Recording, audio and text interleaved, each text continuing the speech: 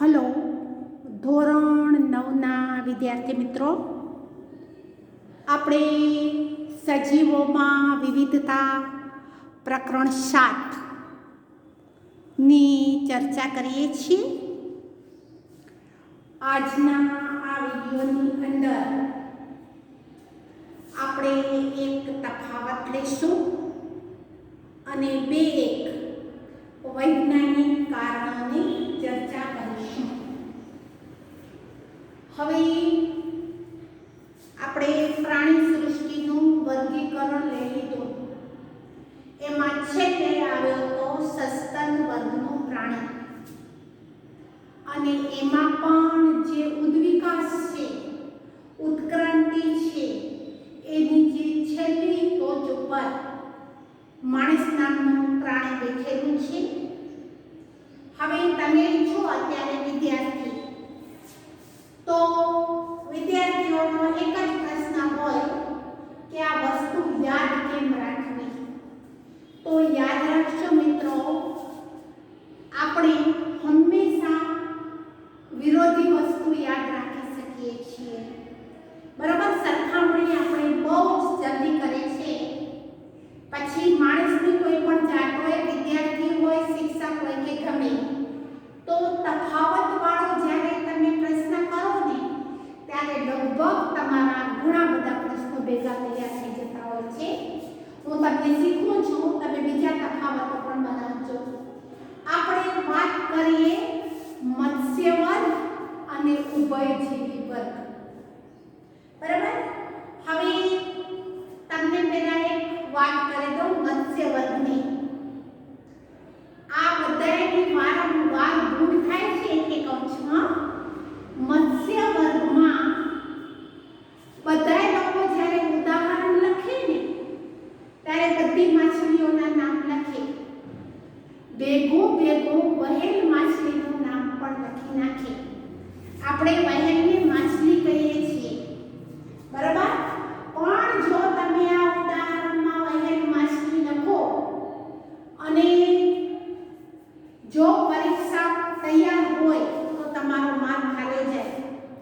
સામાન્ય રીતે આપણે વહેલને માછલી કહીએ છીએ, પણ વહેલ છે એ માછલી નથી, સસ્તન વર્ગનું પ્રાણી છે. આ લોકો અત્યારે જે કોમ્પિટિટિવ એક્ઝામ લેવાય છે ને, એમાં એ લોકો માછલીવાળો આ પ્રશ્ન પૂછે છે કે તમે ખાસ યાદ રાખજો, કદાચ ભવિષ્યમાં કોઈ એક્ઝામ આપો તો પણ કામ આવે. એટલે વહેલ શું છે? સસ્તન વર્ગનું પ્રાણી છે, માછલી નથી. હવે આપણે લઈએ તફાવત. તો મત્સ્ય વર્ગ અને ઉભયજીવી વર્ગ. પહેલા તમે યાદ રાખજો એનું નિવાસ સ્થાન. તો માછલી છે એ પાણીમાં જ રહે, પાણીમાંથી બહાર કાઢો તો મરી જાય, તમને ખબર છે.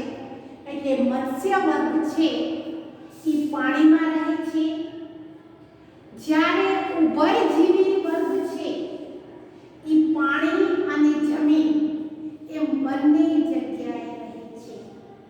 એટલે જેને ઉભયજીવી કહેવાય છે.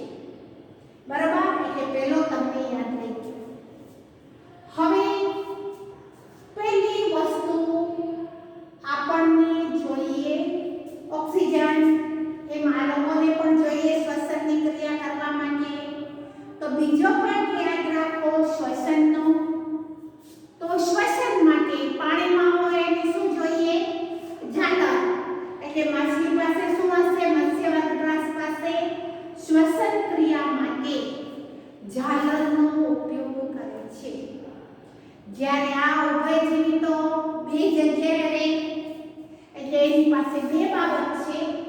એમાં શ્વસન ઝાલરો અને ફેફસા બંને દ્વારા થાય છે.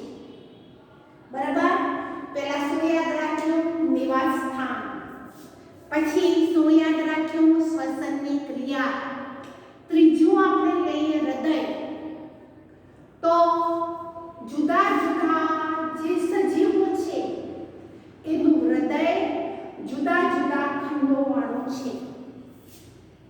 આપણે વાત કરીએ મત્સ્ય વર્ગના હૃદયની, તો એનું જે હૃદય છે એ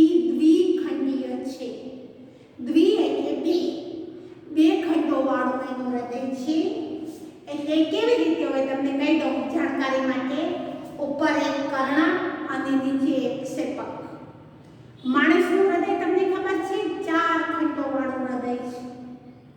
તો હવે આ છે હૃદય દ્વિખંડીય, જ્યારે ઉભયજીવીનું હૃદય છે 3 ખંડોવાળો છે. ઉપર 2 કર્ણકો છે અને નીચે એક ક્ષેપક આવેલું છે. અને પછી મત્સ્ય વર્ગની ત્વચા પર ભીંગડા આવેલા હોય છે. માછલી ઉપર તમે જોઈ શકો છો ભીંગડા, એને પ્લેટો પણ કહી શકાય. જ્યારે ઉભયજીવી વર્ગ છે એની ત્વચા એટલે ચામડી, એની ચામડી ઉપર શ્લેષ્મ ગ્રંથિઓ આવેલી છે. પછી ઉદાહરણ લખી નાખવાના માછલીઓમાં. જુદી જુદી માછલીઓના નામ લખજો. રોહુ, કટલા, તમને જે આવડે. અને ઉભયજીવી વર્ગના ઉદાહરણમાં ડેટકો, સાલામાન્ડર વગેરે.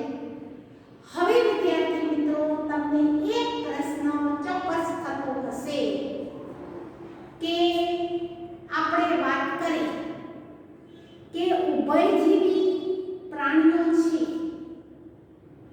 એ પાણી અને જમીન ઉપર રહે. તો આપણે ડેટકો, સાલામાન્ડર એવા ઉદાહરણ આપ્યા. પણ ઘણાને પ્રશ્ન થતો હશે કે કાચબો પણ જમીન ઉપર પણ હોય છે અને પાણીમાં હોય છે, તો એનું ઉદાહરણ આમાં શું કામ ના આવે? તો તમારા હોમવર્કનો પ્રશ્ન પહેલા નોંધો. તફાવત આપો, મત્સ્ય વર્ગ અને ઉભયજીવી વર્ગ. 5 મુદ્દા લખજો મિત્રો. આમાં 5મા પોઈન્ટમાં ઉદાહરણ લખજો અને મોઢે લખજો. આખો વિડિયો જોયા પછી જો મોઢે આવડે ને તો જ સમજવાનું કે આપણે વિડિયો બરાબર જોયો છે. પ્રશ્ન બીજો, વૈજ્ઞાનિક કારણ આપો. કાચબો પાણી અને જમીન બંને જગ્યાએ રહેતો હોવા છતાં એને ઉભયજીવી વર્ગમાં મૂકવામાં આવતો નથી, પણ ક્યાં મૂકે છે? સરીસૃપ વર્ગમાં મૂકે છે. તો શું કામ? તો ઉભયજીવી વર્ગ છે ઈ ઈંડા ક્યાં મૂકે છે? પાણીમાં મૂકે છે. એના ઈંડા છે બહુ જ મોટી સંખ્યામાં હોય અને આના ઈંડા એકદમ પોચા હોય. પણ કાચબો છે ઈ ઈંડા જમીન ઉપર મૂકે અને એના જે ઈંડા છે એકદમ મજબૂત કવચથી ઢંકાયેલા હોય અને એકદમ કઠણ હોય. બીજા એના ઈંડાની સંખ્યા ઓછી હોય, જ્યારે આ લોકોના ઉભયજીવીના ઈંડાની સંખ્યા ઘણી બધી વધારે હોય. સજીવોમાં વિવિધતા, આમ તો કરોડોથી વધારે જાતિઓ અસ્તિત્વ ધરાવે છે, પણ આપણે અમુક જ જાતિઓ અત્યાર સુધી ઓળખી શક્યા છીએ અને એનો અભ્યાસ કરી રહ્યા છીએ. હવે આ બધા વૈજ્ઞાનિકો જ્યારે કામ કરતા હોય ને ત્યારે એ દરેક જે હોય ને એને નામ આપી દે. કારણ કે જુદી જુદી ભાષામાં કાચબાનું નામ લેવા જાઓ તો જુદી જુદી જગ્યાએ એનું જુદું જુદું નામ થાય, જુદી જુદી ભાષામાં, બરાબર? તો હવે એનું અભ્યાસ વ્યવસ્થિત થાય વિજ્ઞાનની રીતે, એના માટે એ લોકો જુદા જુદા નામો આપે છે, વૈજ્ઞાનિક નામો. તમને માણસનું નામ યાદ રાખજો, હોમો સેપિયન્સ માણસનું વૈજ્ઞાનિક નામ છે. અને એક વનસ્પતિ મકાઈ, ઝીઓમેઇઝ મકાઈનું વૈજ્ઞાનિક નામ છે. આમ આ પ્રકરણો તો બહુ સરસ છે અને સરળતાથી યાદ રહી જાય એમ છે. આ એક તફાવત કયો છે તો તમારા કદાચ એમ પણ પૂછે કે મત્સ્ય વર્ગના લક્ષણો જણાવો તો આ જ આવશે, ઉભયજીવી વર્ગના લક્ષણો તો આ જ આવશે. એટલે હોમવર્કમાં એક તફાવત અને એક જે વૈજ્ઞાનિક કારણ હું જે બોલી ગઈ ને એ વૈજ્ઞાનિક કારણ લખવાનું છે. ફરીથી હોમવર્ક રિપીટ કરું છું. મત્સ્ય વર્ગ અને ઉભયજીવી વર્ગનો તફાવત આપો. બીજું પ્રશ્ન, વૈજ્ઞાનિક કારણ આપો. ધીમેથી બોલું છું એટલે તમે નોંધી શકો. કાચબો પાણી અને જમીન બંને જગ્યાએ રહેતો હોવા છતાં તેનું સ્થાન ઉભયજીવી વર્ગમાં નથી, પરંતુ તેનું સ્થાન છે એ સરીસૃપ વર્ગમાં છે. ઉદાહરણ આપી સમજાવો. ચાલો મિત્રો, હવે આપણે સરીસૃપ વર્ગની થોડીક વાત કરીએ. તો સરીસૃપ વર્ગના પ્રાણીઓ છે એ ઠંડા રુધિરવાળા છે. હવે તમને ખ્યાલ આવી ગયો છે પેટેથી સરકતા. તમે જોજો સાપ છે એ શિયાળામાં બહુ જ ઓછા દેખાશે.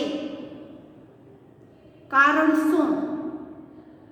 કે આવા જે પ્રાણીઓ છે કે જેમનું રુધિર ઠંડુ છે એવા પ્રાણીઓમાં શું થાય છે કે ઠંડક આવે ત્યારે એનું શરીર છે એ ફેરફાર સહન તાપમાનનો ના કરી શકે. એટલે આ પરિસ્થિતિમાં આ પ્રાણીઓ છે એ શું કરે છે? સમાધિ લઈ લે છે. એટલે માણસ જેવી સમાધિ નહીં હો. એમાં એ એક કોઈ પણ જગ્યાએ એવી અવસ્થામાં પડ્યા હોય કે આપણને એમ લાગે કે એનું મૃત્યુ થઈ ગયું છે, પણ એનું મૃત્યુ થયેલું ન હોય. ફક્ત એના હૃદયમાં ધબકારાની થોડીક ક્રિયા ચાલુ હોય, સાવ ધીમી.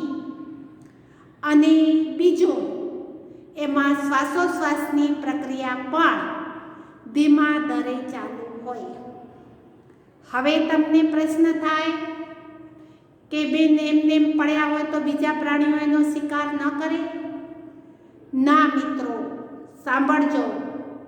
કુદરતે એટલી બધી કાળજી રાખી છે કે જ્યારે કોઈ પણ પ્રાણી છે આવી સમાધિ અવસ્થામાં હોય ત્યારે બીજો શિકારી એનો શિકાર કરતો નથી. એટલે આપણને એમ થાય બેન બધા એમને એમ પડ્યા હોય તો પછી બધાને કોઈ મારી ના નાખે? ના, એને કોઈ પણ મારી નાખતું નથી. ઠંડી ઓછી થાય એટલે આરામથી ધીમે ધીમે ઊભા થાય અને પછી પોતાના જે ખોરાક છે એની શોધમાં નીકળી પડે. એટલે આવા જુદા જુદા પ્રાણીઓ, પક્ષીઓ કુદરતમાં વિશાળ સંખ્યામાં છે.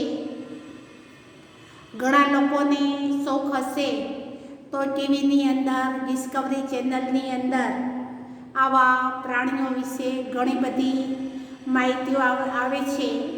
હવે તો ગૂગલની અંદર તમે જે શોધવું હોય તે તરત જ શોધીને લખી શકો છો. હવે જે આપણે સસ્તન વર્ગના પ્રાણીની વાત કરતા હતા તો એમાં આવશે બિલાડી. બિલાડીનો તો તમને સીધે સીધો ખ્યાલ આવી જશે. માનવ, ઉંદર, ચામાચીડિયું પણ સસ્તન વર્ગનું પ્રાણી છે. અને વહેલ, એમાં તો ખાસ ભૂલ ક્યારે પણ કરજો નહીં. હવે આપણે એક બીજી વાત કરી દઈએ કે સસ્તન વર્ગના જે પ્રાણીઓ છે